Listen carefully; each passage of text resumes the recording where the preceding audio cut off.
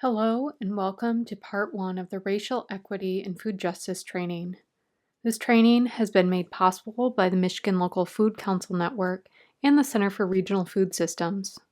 This training is part of an ongoing commitment by the Michigan Local Food Council Network to make diversity, equity, and inclusion the foundation of their work.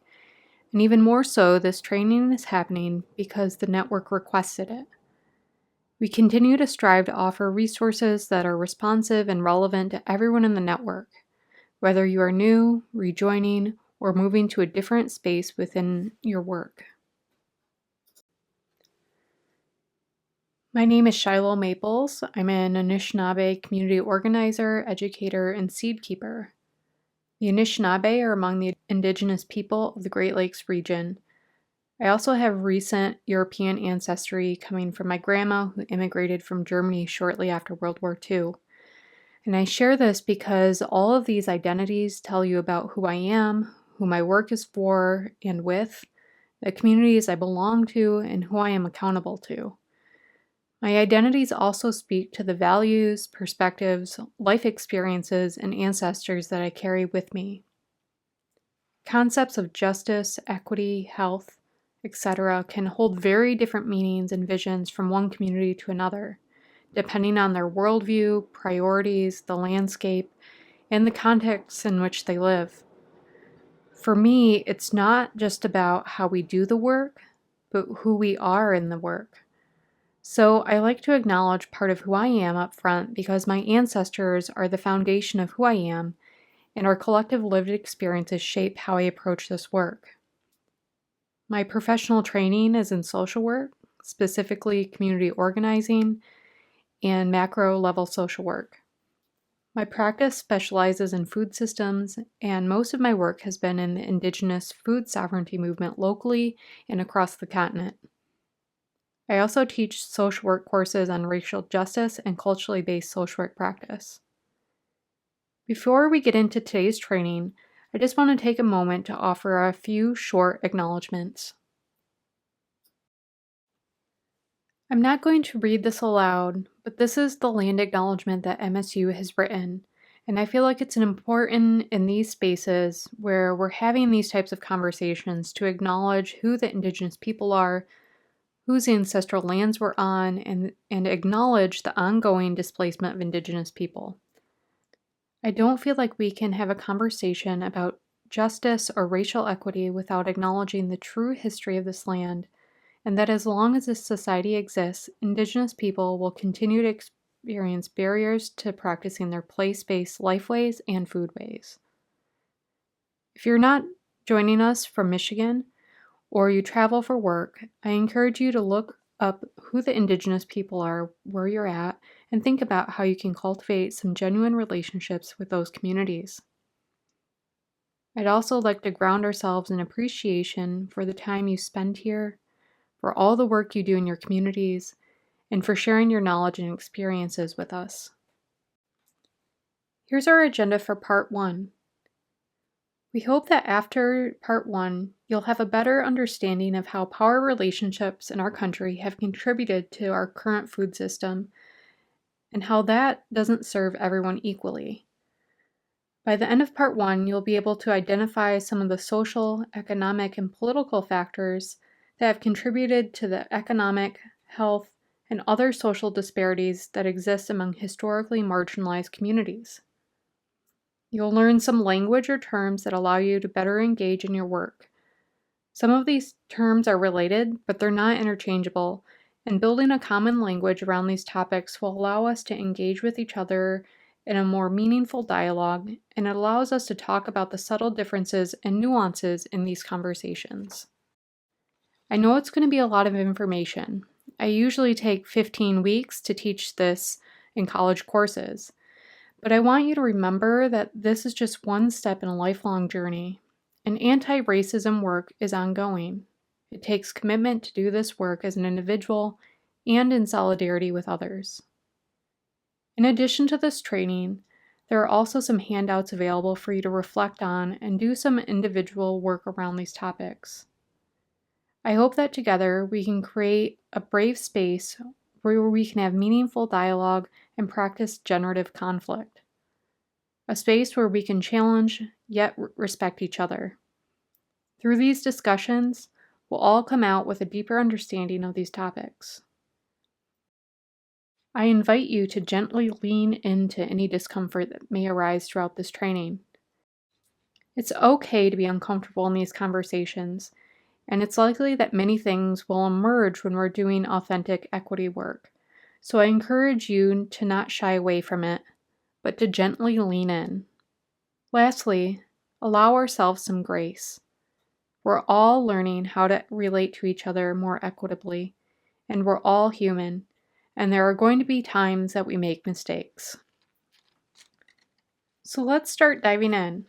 We're going to start broad, looking a little further at what DEI is. DEI stands for Diversity, Equity, and Inclusion. Diversity itself involves the recognition of the vast human diversity. It looks at individual and group characteristics that make us different from one another. It emphasizes celebrating those differences as a source of strength for the community at large. Diverse lived experiences provide social and cultural wealth to the larger community. Equity refers to specific policies, practices, and strategies that ensure equitable or fair access and opportunities for everyone. Inclusion puts the concept of diversity into action by creating an environment of involvement, respect, and connection, where the richness of ideas, backgrounds, perspectives are harnessed to create benefit for everyone. During this training, we're going to be focusing on the equity piece. Some additional offerings in the future will focus more on the diversity and inclusion pieces. Since we are focusing on equity, let's hone in on that a little bit more and think about what it is and what it isn't. Broadly, when we're talking about equity, especially racial equity, we're talking about a reality in which a person is no more or less likely to experience society's benefits or burdens just because of the color of their skin. This includes the elimination of policies, practices, attitudes, and cultural messages that either reinforce or fail to illuminate different outcomes by race. While often used interchangeably, equity and equality mean different things and lead to different results. When we treat everyone equally, we're treating everyone the same. But when we treat everyone equitably, we focus on individual experiences and needs. Equity asks us to acknowledge that everyone has different life experiences, opportunities, needs, and priorities, and because of that, require different types of support. This is the reason it's important to differentiate equity from equality. To be equitable, we cannot treat everyone equally. To be equitable, we must treat individuals according to their needs, priorities, and life experiences. People from marginalized groups often have more barriers to overcome when they're accessing resources and opportunities compared to those from dominant or more privileged groups. I often encourage my social work students to think about equality as more of the outcome or end goal that we're trying to reach, and equity is how we get there. In organizations or community spaces, equity-inspired work identifies the barriers and inequities that prevent people from thriving and helps to elevate the people on the margins to an equal playing field.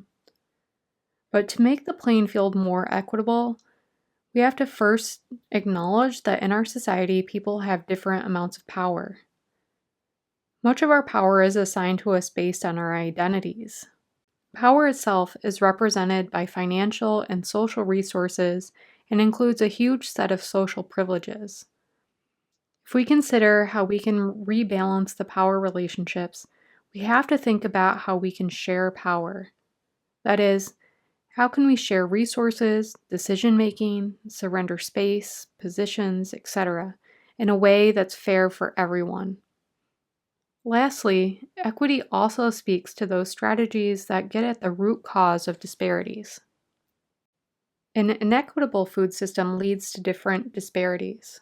Sometimes in our society, people's health outcomes or life experiences are attributed solely to lifestyle choices or that they made some fault or it's a character flaw in an individual that has got them in a particular situation. Rarely does the larger society acknowledge how the broader food environment and social system impact these life experiences. But in our work, we know that the built environment, different systems, and policies impact our overall quality of life.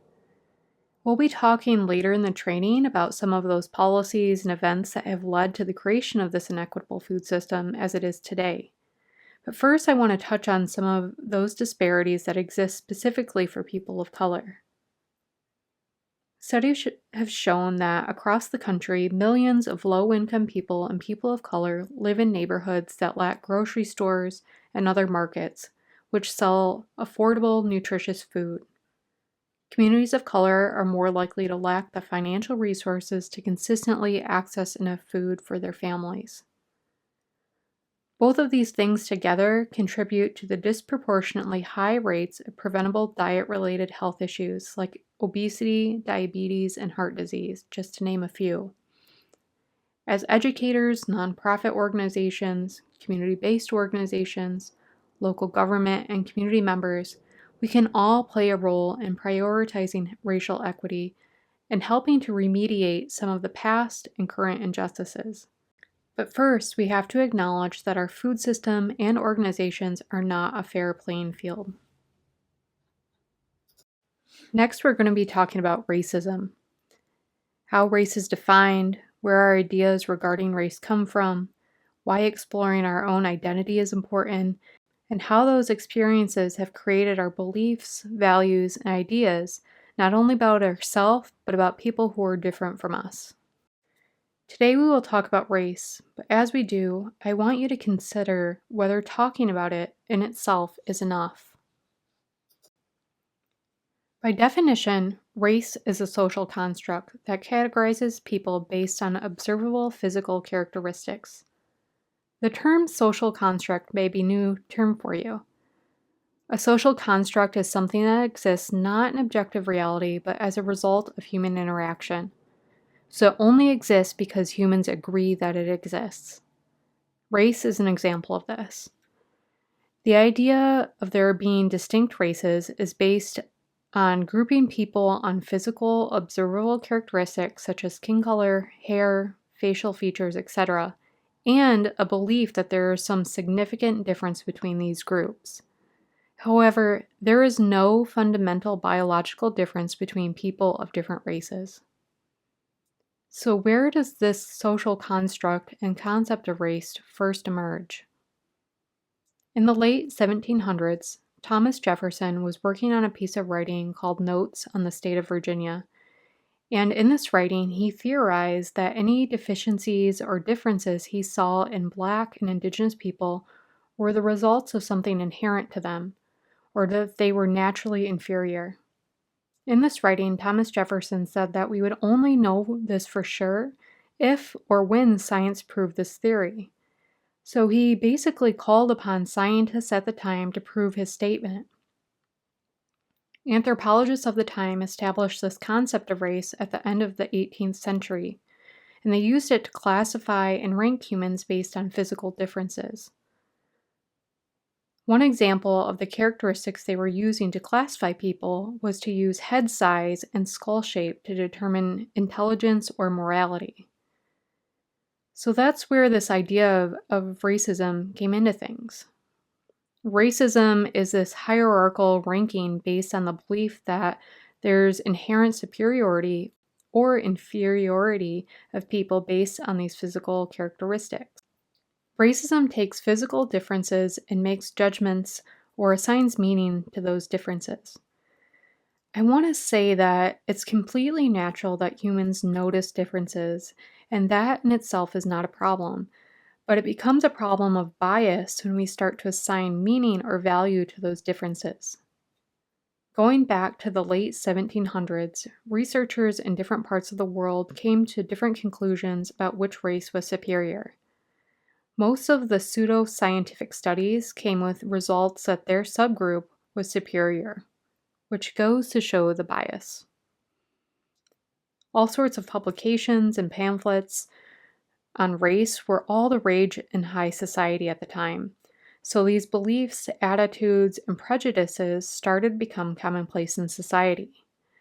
European colonizers and slave traders used this concept of race to justify their treatment of and actions towards people who were different than themselves. Anthropology as a field has since then rejected this use of biological determinants or physical characteristics to categorize people in this way. But the idea of this inherent hierarchy or superiority of certain races has remained and has become a core part of social consciousness. Again, I just want to emphasize that it's not wrong to notice physical differences. That's only natural. But it becomes racist when people start assigning meaning or value based on those physical differences.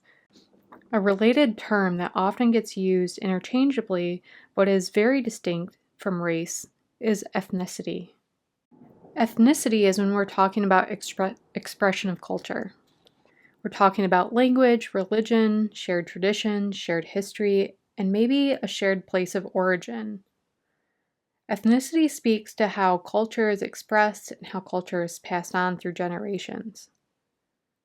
A related term to racism is ethnocentrism. This is when someone assumes superiority or assigns some value judgment based on cultural difference. We can see this in the United States if we think about which holidays and celebrations are recognized. Typically, Christian holidays are recognized as on official calendars. And for the most part, society pays little to no attention to non-European, non-Christian holidays.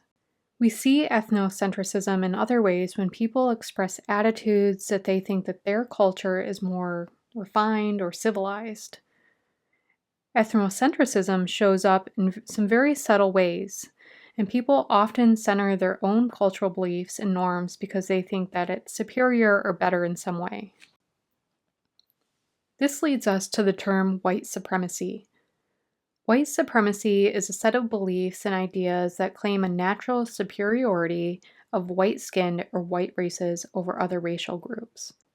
White supremacist beliefs are at the core of the racial hierarchy in the United States. This is an institutionally supported belief system that results in the exploitation and oppression of people of color by white people and white nations, primarily to maintain and defend a system of wealth, power, and privilege. Regardless of racial or ethnic identities, everyone in this society has been socialized, so taught through explicit or indirect messages to uphold the white supremacist system. Just think about for a moment, whose history do we teach in most curriculums?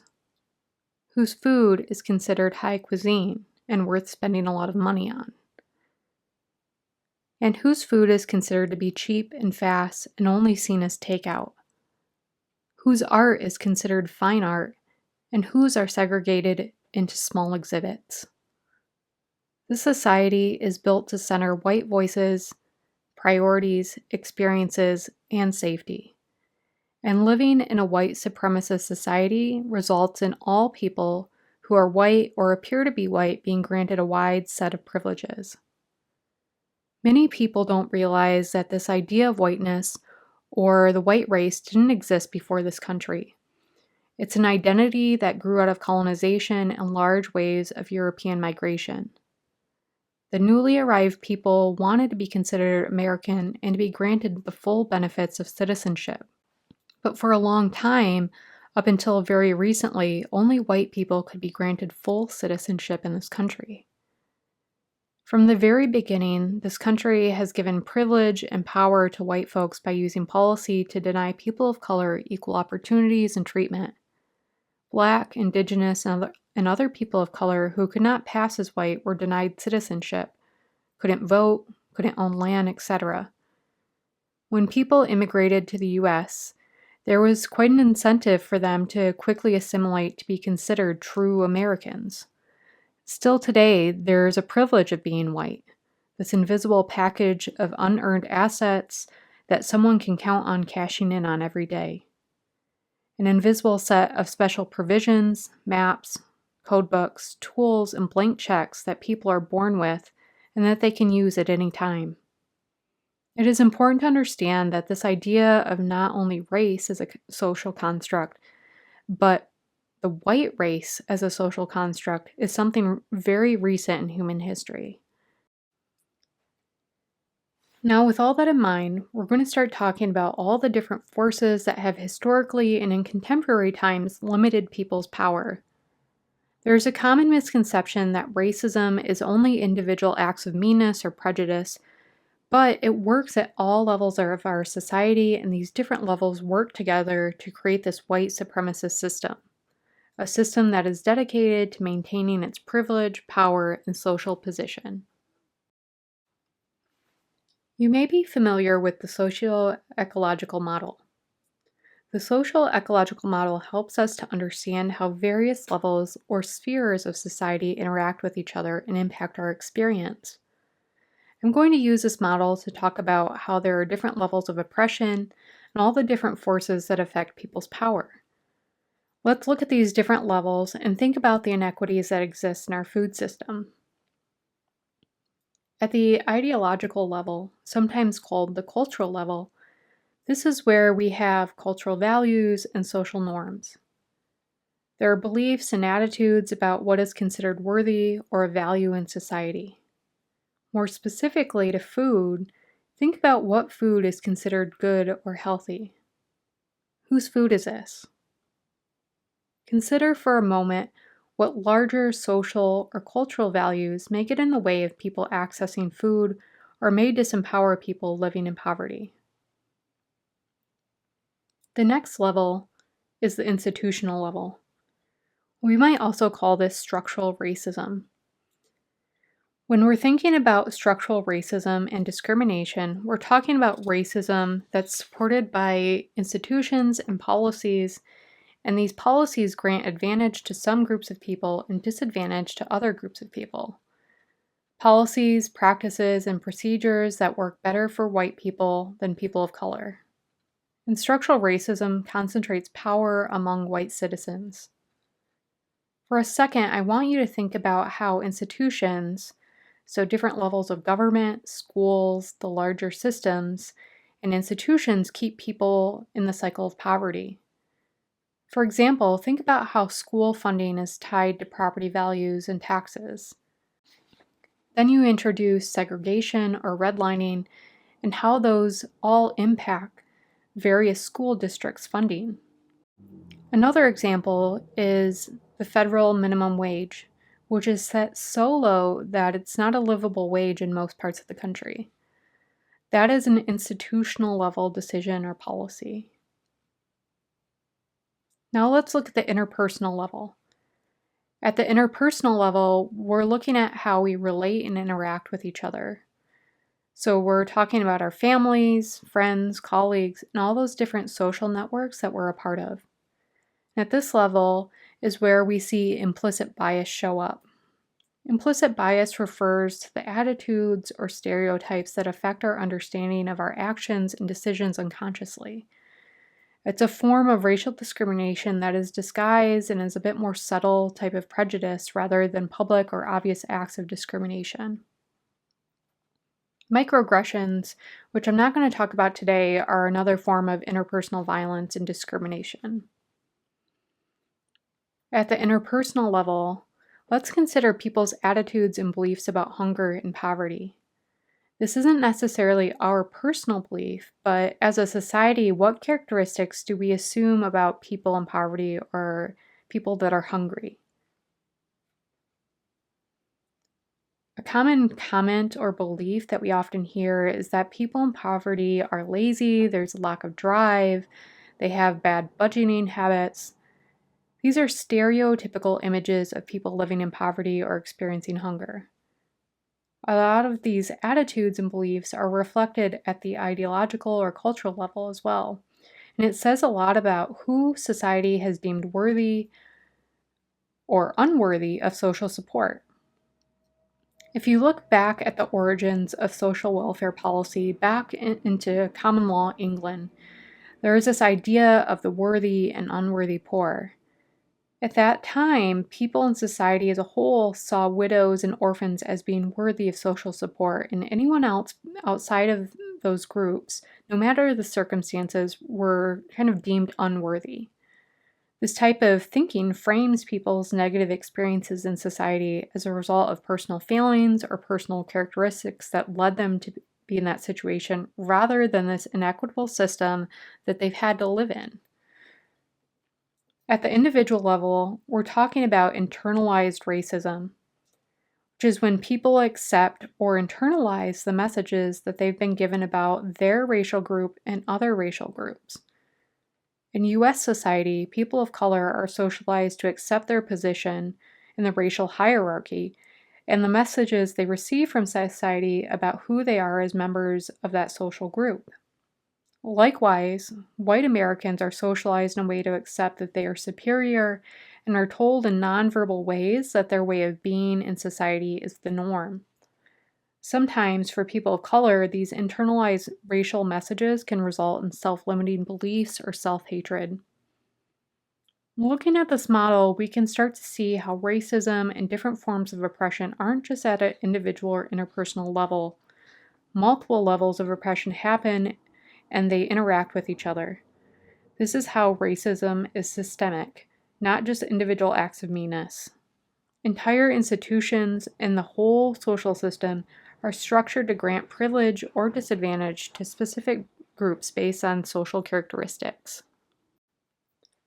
At this time, we're going to transition here to what I call growing edges. And this will give us an opportunity to start practicing getting more comfortable talking about race. With the following questions, I want you to start exploring your thoughts on race. What are you most interested in and hoping to learn from this training? Where you feel the most challenged or out of your comfort zone? And what you see as the relevance or value to your food systems work. If you'd like, go ahead and pause to sit and do some reflection and writing on each of these questions. Perhaps find a colleague or partner to discuss these with. Now we're going to take a look at what I call the powerhouse. We'll start looking closer at all of our different identities, the power or social disadvantage that comes with those, and how allyship relates to this. In any group where we have systems of power, there are dominant and non-dominant groups. Sometimes these power structures are called isms. For example, the most relevant to our session today is racism. Within this system of power, the dominant group is white or Caucasian Americans, and the non-dominant groups are Black, Indigenous, and other people of color, also known as BIPOC folks. Let's take a moment to explore the other power structures present in our environment by looking at a bunch of different dimensions of diversity and identifying the dominant and non-dominant groups in each dimension. For sexism, the dominant groups are men and gender-conforming people, individuals that identify with the sex they are assigned at birth. The non-dominant groups are women and people who are gender non-conforming. In terms of sexual orientation, the power structure is heterosexism, and the non-dominant group is heterosexuals, or folks that identify as straight, or are in heteronormative relationships. In terms of religion, in the United States, the dominant group is people belonging to the Christian faiths, and the non-dominant groups are those belonging to other faiths or atheists. When we talk about ableism, the dominant group is able-bodied or temporarily able-bodied. I say temporarily able-bodied because as we age, our abilities do change. The non-dominant groups are people who are differently abled or have disabilities. In terms of ageism, it says younger, but I would say young adulthood and teenagers are the dominant group. Our society caters to young people, but ageism can occur for the very young as well. In the non-dominant group, I would say children and older adults, because as we get older, we tend to get more marginalized in the society. Elitism is related to different levels of education. So the dominant group includes people with formal education, and there can be different degrees of elitism.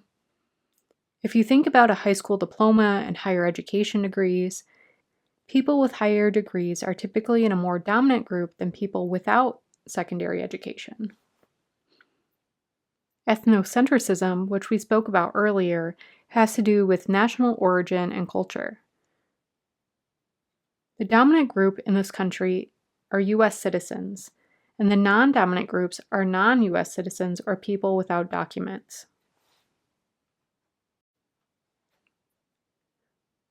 So think about your own identities. How have those identities created barriers or granted privileges? How have your multiple identities positioned you in the world? And how has this position in society shaped your attitudes and beliefs? How have they impacted your life experiences in this society, or impacted how you interact with the food system? I imagine each of us exists in at least one dominant group. As someone in a dominant group, how can you use your power and privilege to address these power structures? At this time, we're going to transition into talking about the different social, economic, and political factors that have marginalized or disempowered BIPOC communities. I want to share some history, and then we'll share some resources for you to continue your own learning.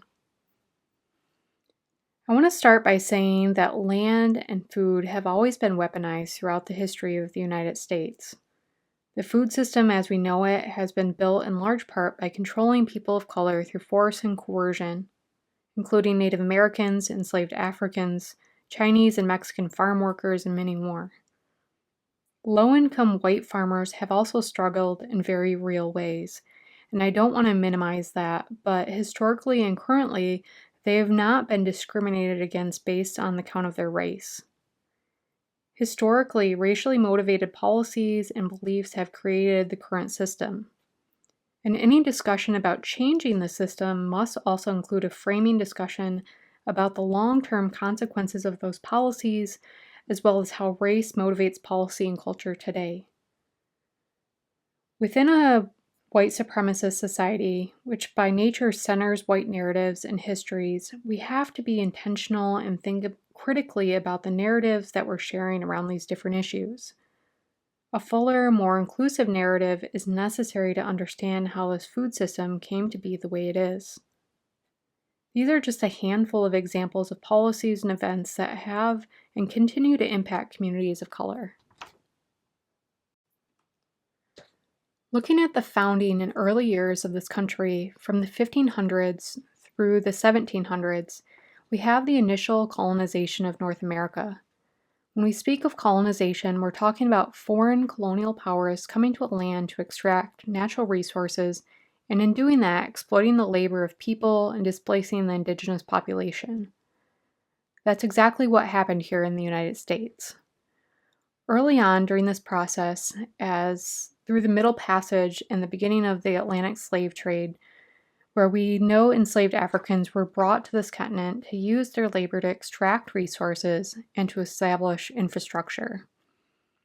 The displacement of indigenous peoples and the theft of their land, along with the labor of enslaved Africans, was how white settlers built the society and intergenerational wealth. During the colonial era, through the Revolutionary War, scorched earth policies really aimed at destroying food sources and food systems of indigenous people, forcing them to relocate.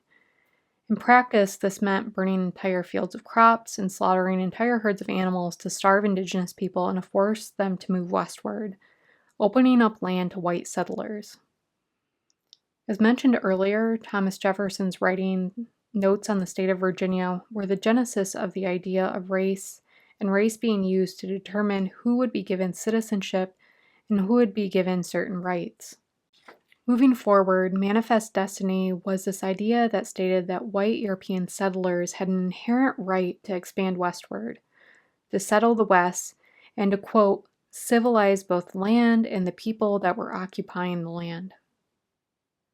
Manifest Destiny led to the Indian Removal Act, which led to the Trail of Tears and the first reservations.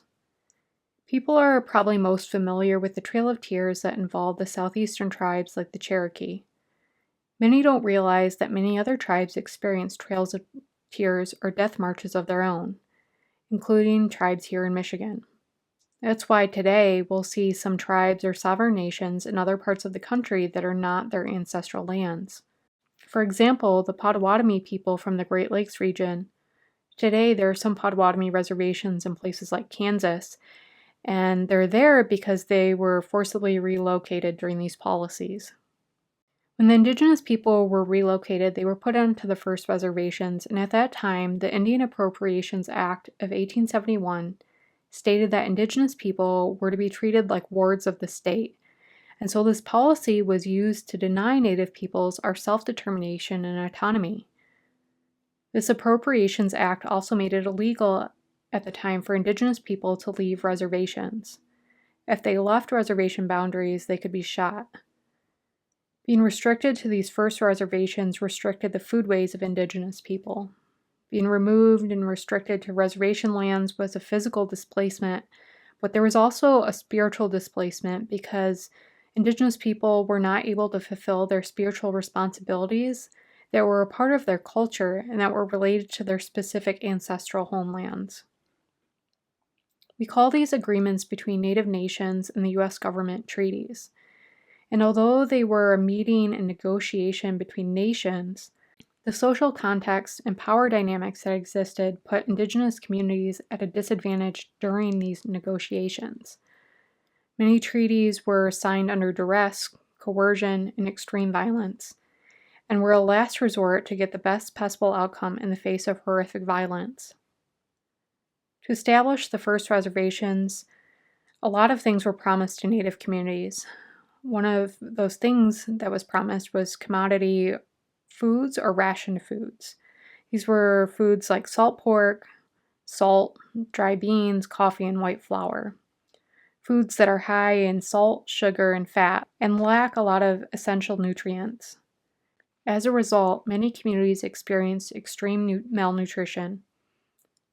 Due to isolation and extreme poverty, many reservation communities still rely on commodity foods for survival or to supplement other food sources today. Since healthy food has been, and in many cases, inaccessible for generations, this initiated a lot of health disparities and health epidemics, like diabetes in Indian country. It started with this period of being forcibly removed, dramatic shifts in diet, and being restricted to a more sedentary lifestyle. Also around this period of time, the 13th Amendment was passed. The 13th Amendment abolished slavery. However, if someone had been convicted of a crime, essentially slavery was still legal. It had just been transformed into legal punishment through penal farms and other forms of prison labor. As the criminalization of Black bodies continued, this led to disproportionate rates of Black men in the prison system. The Indian boarding schools, which were established by the U.S. government and churches, were established beginning around the 1880s. Typically, what would happen is at the age of 5 or 6 years old, Native children were being forced to go to these schools. They couldn't attend mainstream schools, and essentially they were spaces where children were being systematically assimilated into society and brainwashed into thinking that their indigenous culture is being backward or sinful. But very little academic education happened in these schools. Instead, they were given trades like being a tailor, maids, bakers, and other types of domestic labor that were seen as acceptable professions for someone of their race at the time. All sorts of abuse happened in these schools, and mass unmarked graves have been uncovered. And although they have changed over time, the last one of these schools in Michigan closed in the 1980s. So, within some of our lifetime. In addition to forced assimilation, these schools also disconnected Indigenous people from their traditional land-based practices. By taking children away from their families in those intergenerational community settings, they were unable to learn the food practices and other traditions that had sustained generations. Something that went hand in hand with the boarding schools was the Dawes Act. Through the Dawes Act, the U.S. government decided to dissolve the first reservations and force a model of private land ownership onto Native peoples. Heads of families, typically male, would be given 40-acre land allotments. But to get those land allotments, Native people had to promise to give up all Indian activities. A court of Indian offenses was established at the time, and this would criminalize Indigenous people for participating in any Indian activities.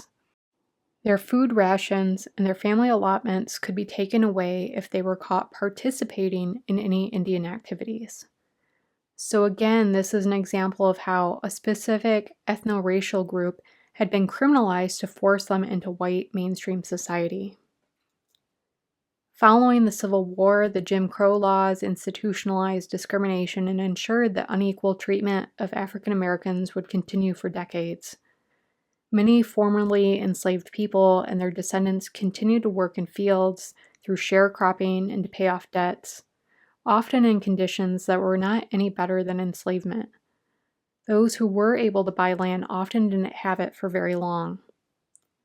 Farmland ownership today is about 6% of what it was at its peak in the 1920s.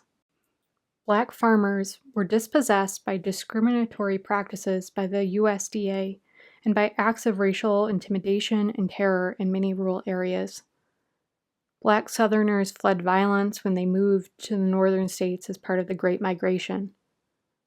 Those low rates of Black property ownership are a key cause of today's massive wealth gap.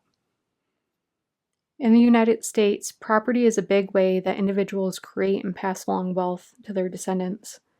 And for white folks, it has been relatively easy historically for them to own property and to pass on property to their descendants. This has created intergenerational wealth amongst the white population, and for people of color, it's created intergenerational poverty and disadvantage. All of these policies and events are related, and over generations, this white supremacist system has resulted in the consolidation of wealth, resources, and power for white Americans, and has contributed to marginalization and oppression of BIPOC communities. What additional items would you add to this timeline? Thinking about all these social, political, and historical factors, you start to see how they've worked together to create the environment and conditions in which people have had to survive and live. These conditions in which people are born, live, learn, work, play, and worship are sometimes called social determinants of health. Some other examples of social determinants of health include access to education, economic or job opportunities, quality of education, job training, social economic conditions, residential segregation, and both the natural and built environments. And all of these impact our health and overall quality of life. Let's look closer at some social determinants of health specific to different parts of the food system and consider how existing conditions impact people of color. This is just a handful of some of the contemporary injustices and inequities in our current food system. Let's start by looking at reduced community control and ownership. In the United States and worldwide, food and farming industries have undergone massive consolidation over the last 150 years. It's dominated by a small number of corporations, large retailers, and industrial farms. And they've come to reap an oversized share of profits. This has crowded out more diversified small and mid-sized producers. Of all privately held agricultural land in the United States, white farmers account for 96% of farm owners and 98% of the acres in agriculture. Farmers of color have increased slightly over the last 5 years, but during the same period of time, Black farmers have lost more than 600,000 acres of farmland. Black land loss and lack of intergenerational transfer of land remain to be a significant problem to this day. If we shift the conversation to small business loans and different types of financing, we can see that the number of small business administration loans that went to Black-owned businesses dropped significantly and disproportionately between 2008 and 2014. One recent study looked at how many food hubs were actively engaged in racial equity work or included some element of racial equity in their mission statement. The study found that a very low percentage of food hubs stated they were addressing racial equity or that they were trying to increase access to markets for minority producers and suppliers. If we look at wages and working conditions in the food system, many jobs pay very low wages and provide few benefits. Although the food sector is growing and people of color are working in the food chain at higher rates, wages are stagnant or declining. Farmers and food processing workers who are disproportionately immigrants are subject to all sorts of health and safety risks, wage theft, and human rights violations. Food sector jobs are increasingly temporary or part-time, which results in inconsistent income and low economic security for people in those positions. Relatedly, Black and Latino food chain workers disproportionately lack health insurance. About 59% do not have health coverage. Among Indigenous food workers, 85% do not have health coverage. When we look at food access and food insecurity, studies have shown that across the country, millions of low-income people and people of color live in neighborhoods that lack grocery stores and other markets selling affordable and nutritious food. The same populations often lack the financial resources to consistently access enough food for their families. Professionally, there are many barriers to career advancement and organizational leadership positions. Studies estimate that only about 15% of managers in the food system are people of color. If we look specifically at CEO level positions in the food industry, Latino men comprise 5%, Black men and Latino women comprise less than 2%. Another study looked at leadership in food justice organizations and found that 84% of their leadership was white, and 16% were people of color. Their advisory boards were 11% people of color and 89% white. Thinking about the working conditions in the food system, there are a lot of different hazards for farm workers, including exposure to pesticides and other chemicals, dangerous equipment, and the duties themselves can be dangerous and strenuous. Extensive use of pesticides on farms more heavily impacts farm workers in rural communities, which is also related to issues of environmental health and injustice. In addition to being exposed to toxic chemicals and pesticides, these communities often face contaminated water supplies because of the chemicals in nearby industries. Low-income communities of color are more likely to live near toxic industries like waste dumping sites and waste management facilities like incinerators and landfills. In turn, this impacts air, water, and soil quality. Again, these are just a handful of examples of the way racism shows up in our food system. Does anything stand out to you? I use the term web of racial oppression to describe this image because it illustrates how all of these social conditions work together to keep communities of color in a very specific oppressed and disadvantaged position in our society. Some say the system is broken, but it's working exactly how it was intended to work. All of the policies and events that have gone into creating today's food system have been intentional. Together, they result in social, economic, and health disparities we see throughout society and our food system. They also contribute to widespread food insecurity. When we look at food insecurity at the household level, we see people aren't able to acquire adequate food because they have insufficient money or other resources, or the food they bought did not last. People experience significant anxiety and emotional distress worrying about whether food will run out. People skip or cut meals. And over the years, there have been many studies that have shown that better access corresponds with healthier eating. So when we look at the bigger picture around diet-related illnesses, we can see that eating behaviors are not just individual choices, but are significantly influenced by the built environments and social political factors that determine what food we have access to. And that's where we get started thinking about community-level food security. When we think about community food security, we might consider questions like whether healthy food options are even a choice in our community. If there is a lack of supermarkets, we know that it's harder for people to access food.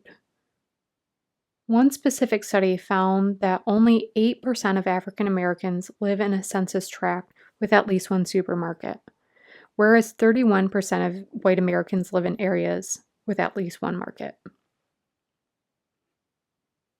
Another study that was done in the Detroit area found that produce quality was much lower in predominantly Black neighborhoods and low-income neighborhoods compared to adjacent suburban communities with mixed or middle-income communities. Similar studies have found that there's a higher rate of convenience, corner, or liquor stores in communities of color than full-service grocery stores. There's also a lack of public transportation in these same areas. There are all sorts of other direct and indirect impacts, whether or not there's a grocery store existing in a community. Some direct economic impacts include increased job opportunities and local tax revenue. Some indirect economic impacts include revitalized neighborhoods, housing markets, additional spending in the local community, and new businesses opening surrounding a grocery store. So in a lot of ways, supermarkets can be an anchor for economic development or contribute to the economic stability of a community. So how do we create a more fair and just food system? We're going to wrap up part 1 talking about strategies for equity, and we're going to dive deeper into this during part 2 of the training. As we talk about strategies, they can really be grouped into 2 broad groups. The first group is direct services and programming, and these strategies tend to be more short-term. The outcomes typically focus more on individual behavior change or meeting people's immediate needs. And these type of programs and services tend to address the individual or interpersonal level of the socio-ecological model that we looked at earlier. And typically, these strategies are not self-sustaining. The second group of strategies are called PSEs, which stands for Policy, Systems, Environmental Changes. We could also think about PSEs as those invisible forces that impact our lives. These types of interventions are usually part of an ongoing or long-term plan. They aim at making change at the community or population level or in the built environment. Expanding on PSEs a bit more, policies are those changes that are written. They could be mandates, ordinances, laws, etc. And they can happen all sorts of levels, either organizational, federal, or even international law. Some examples of policies related to food systems are changing local zoning ordinances to allow farmers markets in different areas within a community, or a policy within a specific school building that restricts the marketing or availability of different junk food. Systems change has to do with the changing the processes and procedures of a system or infrastructure. These changes impact how various parts of the system interact with each other. They can be written down, but they're not always written. An example might be changing the way that your organization does its referral system to better serve your clients. Another example is improving the transportation system, so maybe changing the route a little bit would create greater access to grocery stores. Environmental changes are changes to the physical or built environment. An example of this in the food system is establishing a farm stand at a workplace, which increases food access. And to take this example a step further, if you add technology accepting credit, debit, and EBT at the farm stand, that is another environmental change. That's it for part 1 of the Racial Equity and Food Justice training. We have some accompanying handouts and exercises for you to continue reflecting on your social identities, how those have impacted your experiences and attitudes and beliefs related to food systems work. During part 2, we'll be diving deeper into concepts of food justice and power sharing, and we'll see some examples of what power sharing can look like. We'll also introduce an equity action template and toolkit that will assist you in operationalizing these concepts. Thank you everyone for your participation in this training and in the Michigan Local Food Council Network.